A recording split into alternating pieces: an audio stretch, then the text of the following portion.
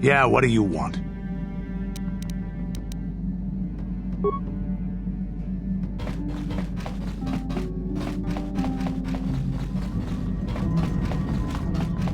How may I be of... What the... Well, I mentioned before that my parents had fled to Taris. Perhaps I can tell you about that.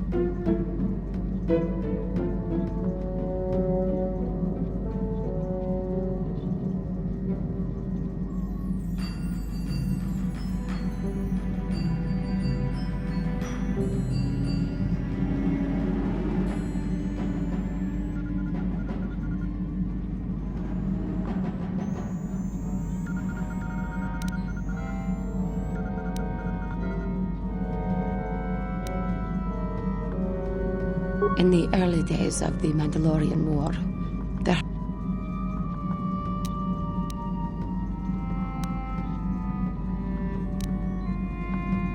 KOTOR was there, yes.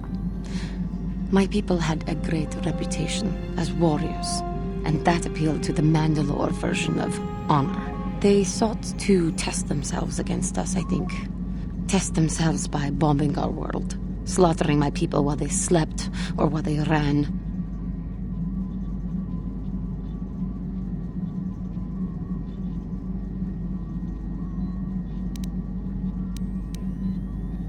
They swooped down from space, across the world, firing at anything that moved.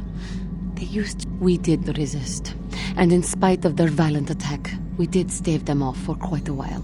But in the end, we were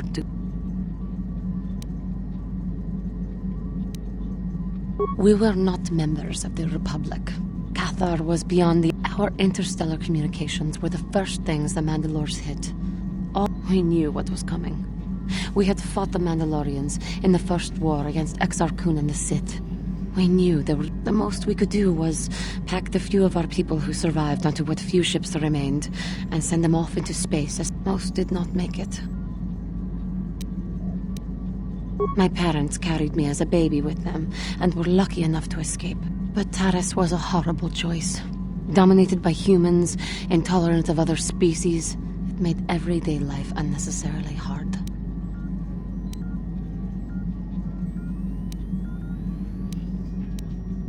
My father turned to stimulants. He spent much of his time in local bars and dives. But we are warriors. It runs through our blood. And when he was on stims, he became foolish. He let his warrior nature get the best of him. So he would get intoxicated, and he would fight. And finally, one day, he would die.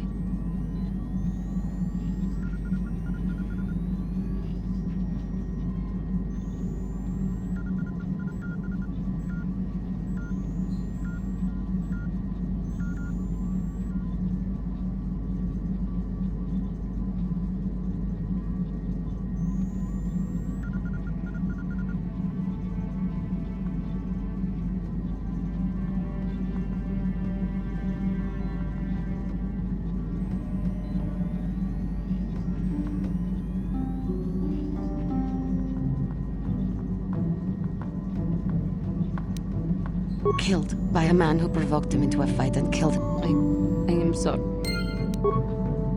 How may I be? After my father died, my mother was left to support me alone. A single non-human woman, living in one of the worst, most violent slums on Taris. It was not easy for her. When my father was killed, it seemed that something... She worked as hard as she was able. But over time, she began to... I later learned that she was unable to get enough money to feed both of us, and had to start borrowing from the exchange. She hid what she was doing from me. She gave most of her food to me so that I would be strong, but she herself was... In the end, she could go on no longer, and collapsed at the cantina where she worked. She never recovered. There was nothing really that I could do for her. She left me no money, and no doctor would see her without being... I sat by her bed for days as she lay there dying. I never want that to happen to someone I care about, ever. But there was still the money she had borrowed. She had never paid it back and made no... You must understand. The exchange is brutal. They care nothing for the life of a sentient being. They are the major suppliers of slaves. They thought it would be appropriate that, with my mother owing them money, the debt should be passed on to me. And with no way to pay, they took me by force. You have no idea what it is like to be bound like a beast and treated as such. They treated me like livestock. They were waiting for a buyer to give them some credits for me when the Jedi came to fight them at... The Jedi could not abide by what they saw there and drove the exchange from the face of the world, freeing those of us. But the Jedi soon left to fight their war, and I was left with... I swore that I would become a Jedi. As soon as I had enough money to do it, I bought passage on a freighter headed for Dantooine, and we both know what has happened since. I am grateful to you for having given me the opportunity to fulfill my dream, rather than become what I hate. Someday, I may make it up to you, but for...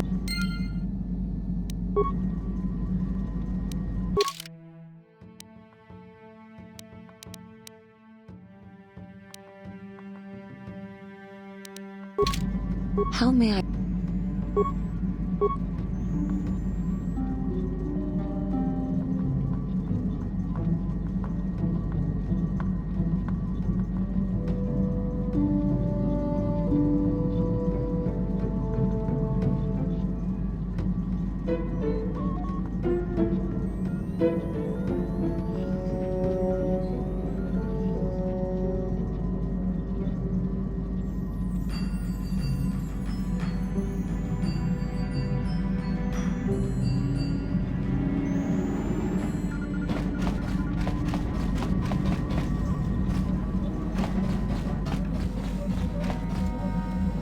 Got something on your mind, dude?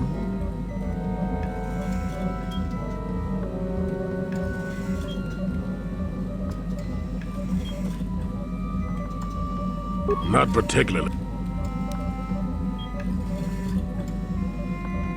I suppose you're going to nag me until I cough it up, aren't you? Nothing is private anymore, it looks like. There's no escape. My wife's name was Neyama. She was the Yukatis enforcer who shot me out of the sky, if you remember. My wife had plenty to do with the war. Upon meeting her, I knew right away that she was strong in the Force. Neyama was a marvel of a woman. Fiery, determined, smart. She dragged me to the capital and foiled 3 of my attempts to escape prison. Well, yes, that. Needless to say, I eventually won her over. That was after I kidnapped her upon being broken out of the Yukatis prison, mind you. But, at any rate, I wanted to train her in the Jedi way. The Council refused my request, naturally. I was still a Padawan. I was an experienced Padawan, surely, but not yet ready to be a full Jedi, and certainly not ready to train another, especially not one so old as my wife.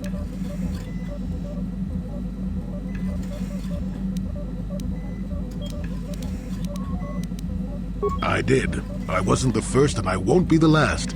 The problem with self-righteous folk is they think they're more right than everyone else. I believed in her and trained her in secret. I ignored her willful nature. I loved her too much to see fault in her, and she loved me too. I know she did. At the time, our love was a shared bliss, better than anything I had known before. Exar Kun is what happened. Neyama was inspired by Exar's promises of a new golden age. She came to me, pleading with me to throw aside what she called the decrepit trappings of the Jedi, to join her in... I hadn't thought so, not right then. I was too proud to believe that of her. I had trained her myself. I loved her. I pleaded with her to reconsider, to think about all that she was throwing away, to think about what she would become. She would have none of it. Finally, in frustration, she attacked me.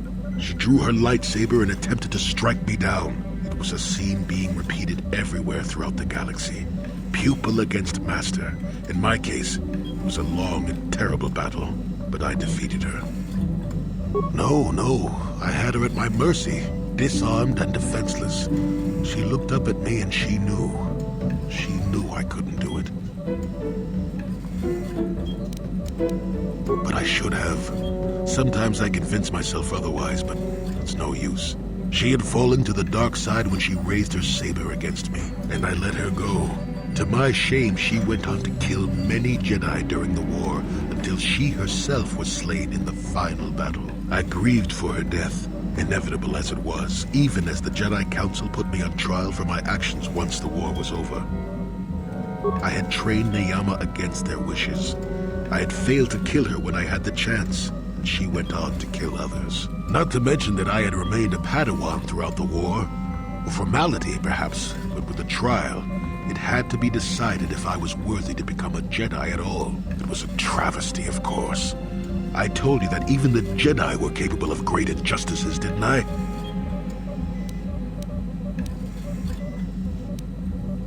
Not at all. They found me innocent, even though I deserved every punishment and more. They let me go. Mitigating circumstances, they said. They said I had learned wisdom the hard way. For all I had done during the war, they wished to raise me to full Jedi status. That was when the Jedi left me. That was when they failed me. No, maybe you don't at that. They may have been able to forgive me. I could never forgive myself. Yes, I do, I suppose. Does that surprise you? It is all so long ago, lost in the winds, I suppose. Nobody cares what an old man believes anymore, do they? Let's continue on with the task at hand.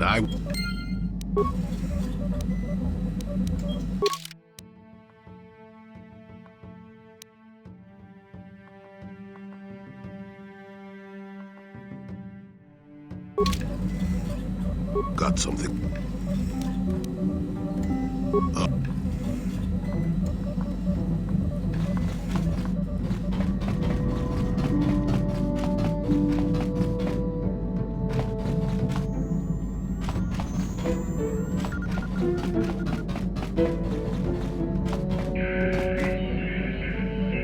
How can I help?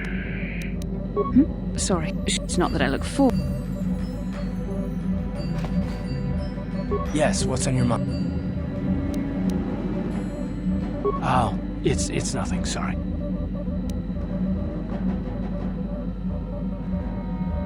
I told you my wife died 4 years ago. I've just been trying to remember what she looked like. It shouldn't be so difficult. I can remember things about her, things she did, the way she smiled. I try and hold it in my head, but it's gone. I don't know, is that strange? Maybe I shouldn't be talking to you about this.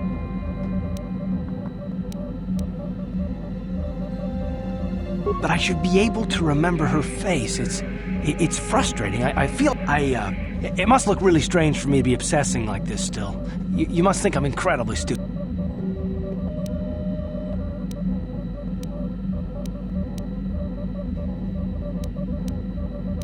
Maybe it can't be worse than what I tell myself. The only thing that's kept me going since she died has been the need to find Saul and kill him. It's better to think about that than if I can do that, then maybe I can let her go. Let it all. If we encounter Saul, if we ever have the chance, promise me that I'll be the one to kill him. I have to settle this. I need to.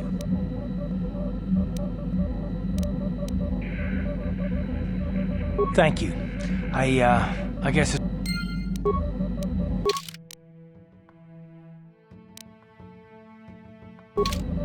Yes, what's on your mind? You...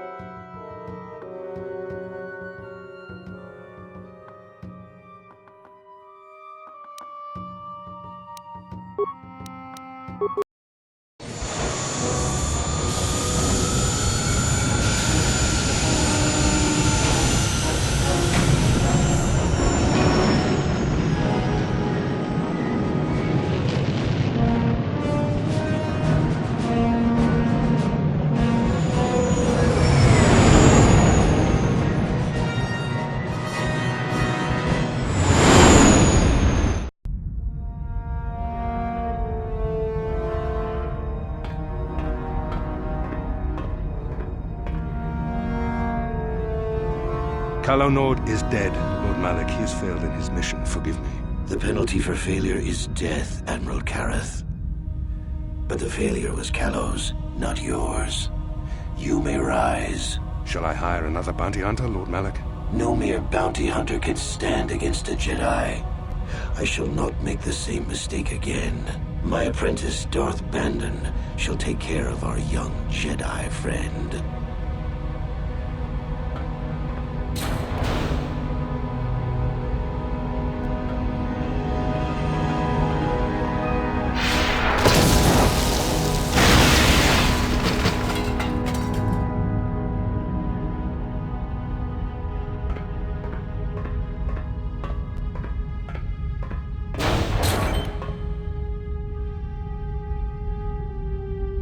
Find Bastila and bring her to me, alive, if possible. As you command, Master.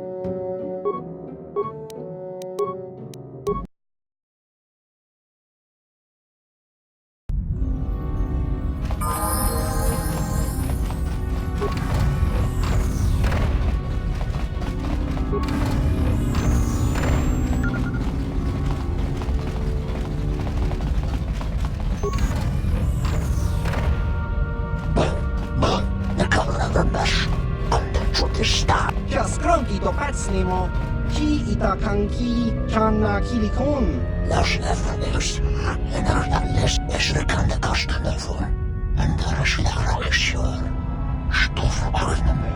Achua penki, yun patisa.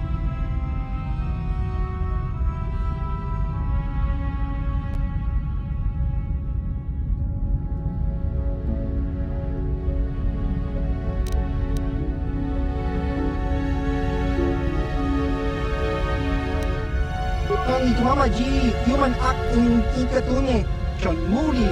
Las nefrenius, en ar...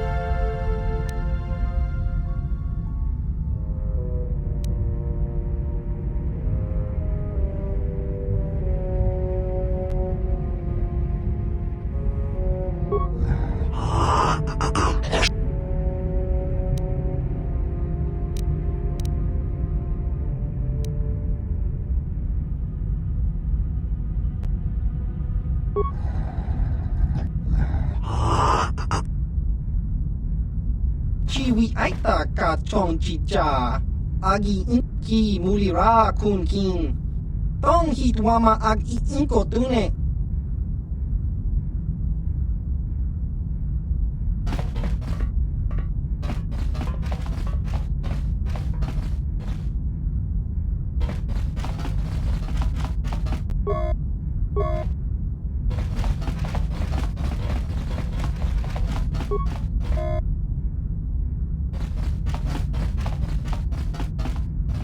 Ki mulira kun kin. Tong hitwama ag inko tune.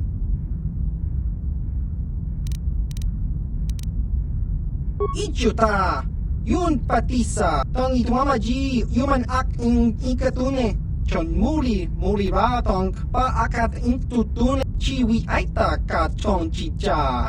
Agi inko tune. Ki mulira. Ki mulira.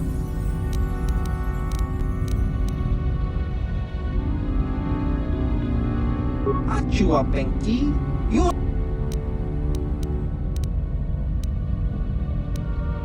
Tong hitwama ag iinko dune. Kotong hitwama ji agi chiwi aita ka tong chicha. Agi jiska dosoki kopa bono nakachu. Labora na winki smack toma ki muli.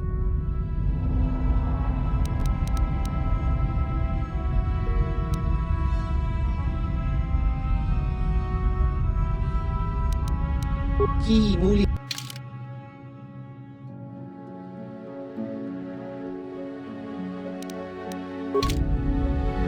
Ki kakincha nawabakaon.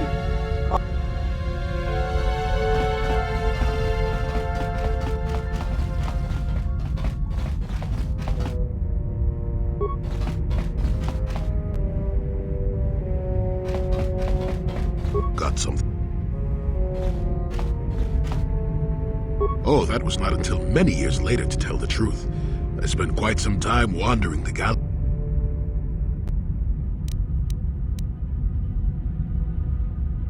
Why wouldn't they? I had refused my promotion to Jedi. I was a Padawan who had left the Order, nothing more. I traveled from one civilized system to the next, never staying long. I don't even think I knew what I was searching. It wasn't as if my travels were pleasant either. There were plenty of folks who distrusted the Jedi after the war. If people weren't treating me with suspicion, they were looking at me with greed. I don't know how many thought they could make use of me for their own. I got so sick of the treachery and deceit. I left the civilized parts of the galaxy and headed instead for the uncivilized part. Actually, I was on my way somewhere else when I crash-landed on Kashyyyk. The ship I was using was a...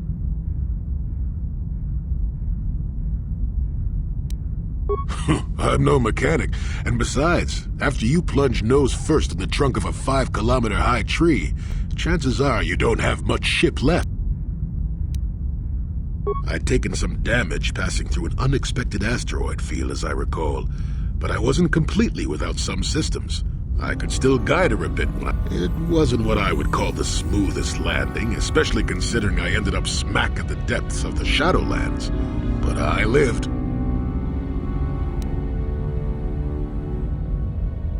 Sure, why not? It seemed like an interesting enough place to spend a couple of decades exploring.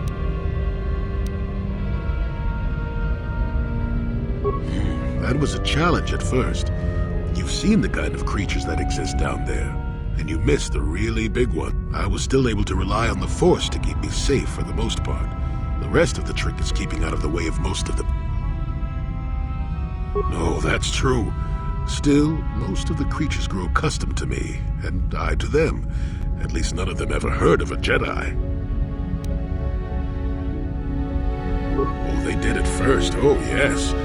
I can't say I was overly pleased to encounter a group of indigenous giant carpets either, I can assure you of that.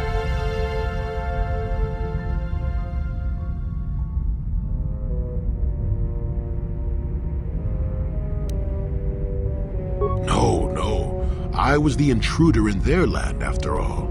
They got to trust me well enough after a couple of decades of my aid.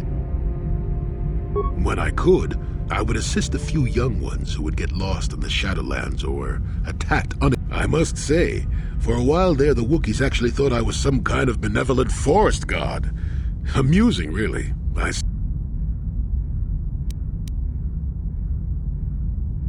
At first, when the slavers took to hunting down lone Wookiees in the fringes of the Shadowlands, I did my... Later, when Shundar made his deal, I didn't see any point. I wasn't here to save them from their own sad follies after... Not really.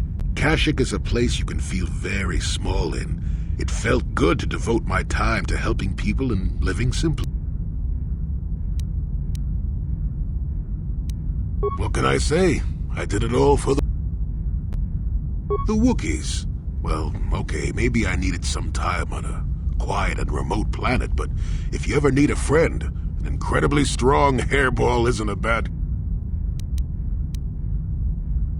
I suppose I am in a way, despite the smell. For a race of gardeners, they've developed quite... You remember the alien computer, correct? Kashyyyk was meant to be an agricultural planet. The Wookiees were made for a reason, or at least that's what I'm thinking. But I'm an old man who's had a long time to develop that opinion, so at any rate, we should be moving along, don't you think? If you sat around this long in the Shadowlands, attack would eat you.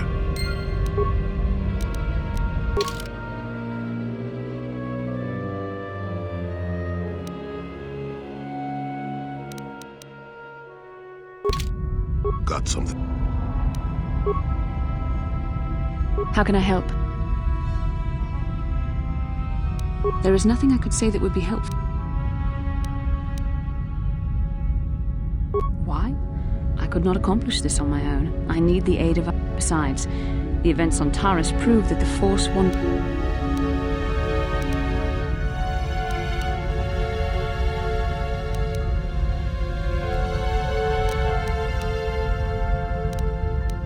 I admit, there were times that I wondered if this is more than just a mission to stop Malak.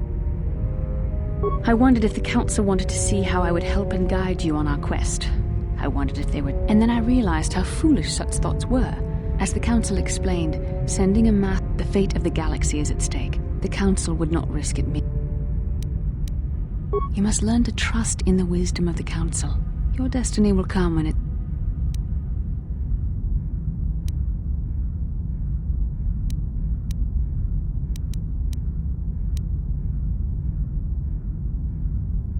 Come on, come. Let's...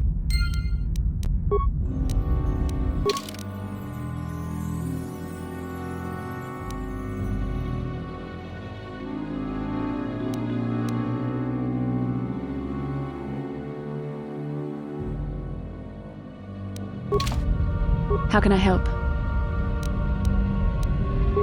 Sorry. I'm just thinking about my mother.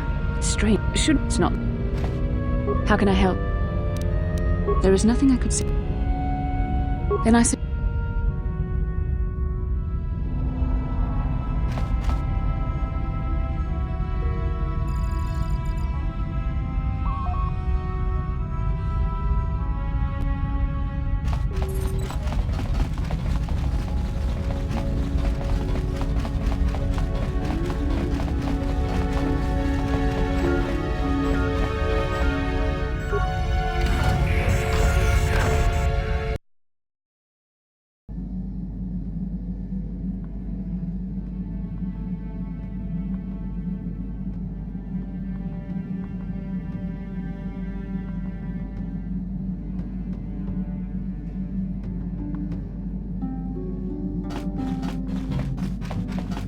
Yeah, what do you want?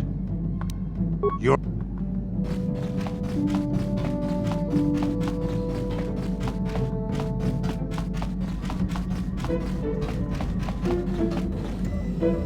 Got something?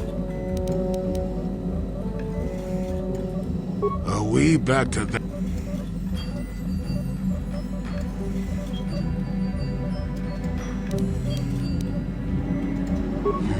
It's the best way for me to approach. You just keep quiet there, you. I've had to put up with all your busybody questions, haven't I? Now, where was I? Oh, yes, the story. You almost made me... Now then, a young man sees a terribly venomous snake in his small village. Nervous, he watches the snake carefully until it leaves. The young man follows the snake into the forest. He clears the branches out of its path and helps it over obstacles. He even works to keep it fed.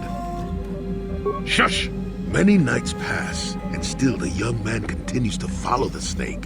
He even follows it into the sands in the desert. The snake eventually grows hungry. It turns and bites the young man. Finally, curious, the snake looks at the boy as he lays dying and asks, "Why?" The boy looks back and replies, "Did I follow you? I thought I was leading you away from everyone else." And then he died. Well, now, that's what I wanted to see for myself.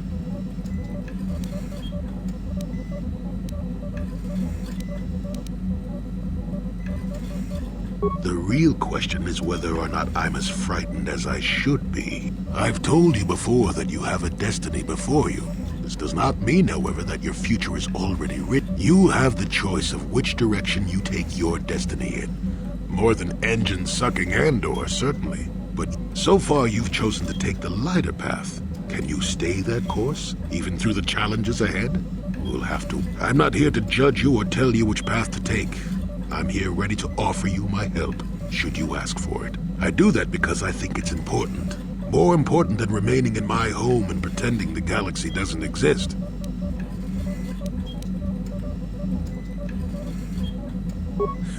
I'm rather glad I came too, really.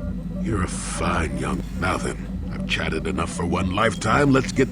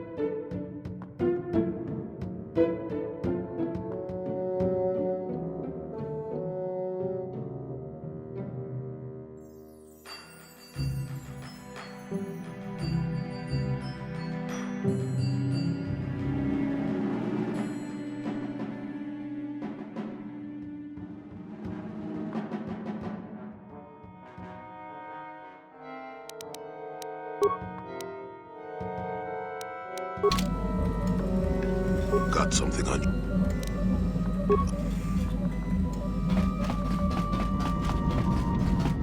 How may I... What?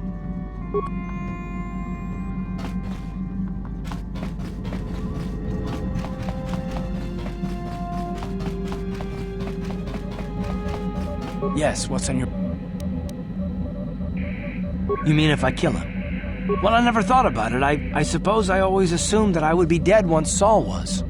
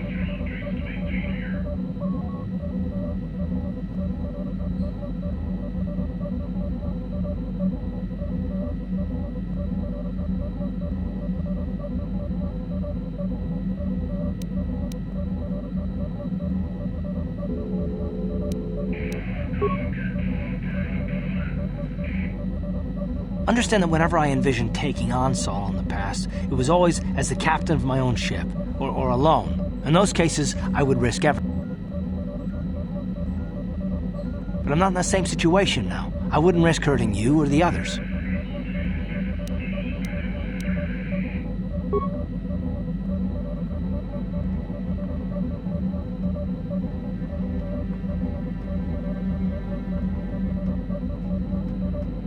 You don't think I would throw away everything we're doing here, do you?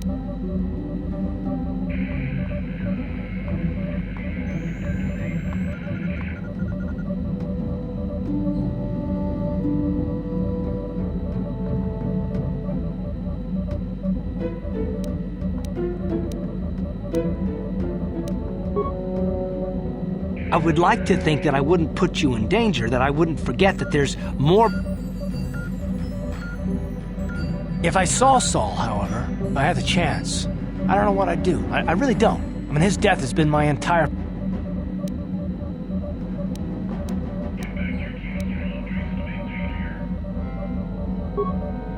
I know, I'll see this through. I promise you. As for what comes afterward, well, let's wait until I know that I'm around to see it.